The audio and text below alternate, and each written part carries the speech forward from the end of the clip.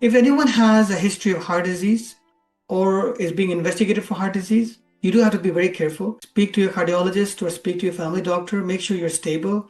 We'll make sure that your heart rate, your cholesterol, LDL cholesterol, your blood pressure, your heart rhythm, all these things are adequate. Your symptoms are adequate, i.e., you haven't had any unstable symptoms for the last 3 to 6 months before we recommend high intensity. Otherwise, you might have to do this as part of a cardiac rehab program rather than doing this on your own. Of course, if you partake in certain types of sports like squash, badminton, tennis, soccer, basketball, MMA, those would be as good as a combination of zone 2 cardio and high intensity interval training. And for that reason, because now I play tennis 3 times a week over the weekends, I don't do cardio on those days, I just do those sports. The second major benefit of intermittent fasting is improving your insulin sensitivity. This means that whether you're pre-diabetic or type 2 diabetic or have fatty liver, all of those parameters will improve because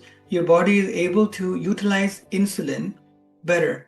And this is because whenever we eat food, we raise our insulin levels. And if you're eating all the time, the insulin levels stay high all the time. And it's a bit like a bell ringing outside. If there is a bell ringing or a siren ringing outside, for the first hour or so, it bothers you. After a period of time, it doesn't bother you anymore. You start ignoring it.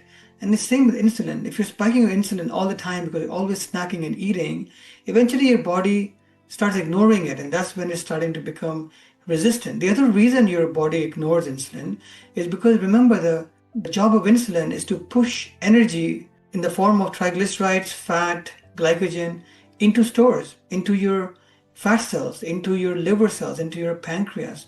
And if those areas are already full, so if the liver is already full of fat and the fat is actually now damaging the liver, if the pancreas is now full of fat and the pancreas cannot secrete insulin anymore and you're becoming diabetic, well, the body starts resisting insulin. It starts trying to stop sugar from being able to enter into those cells, to protect those cells. That then leads to sugar staying high in the bloodstream, which then leads to high sugar levels in diabetes.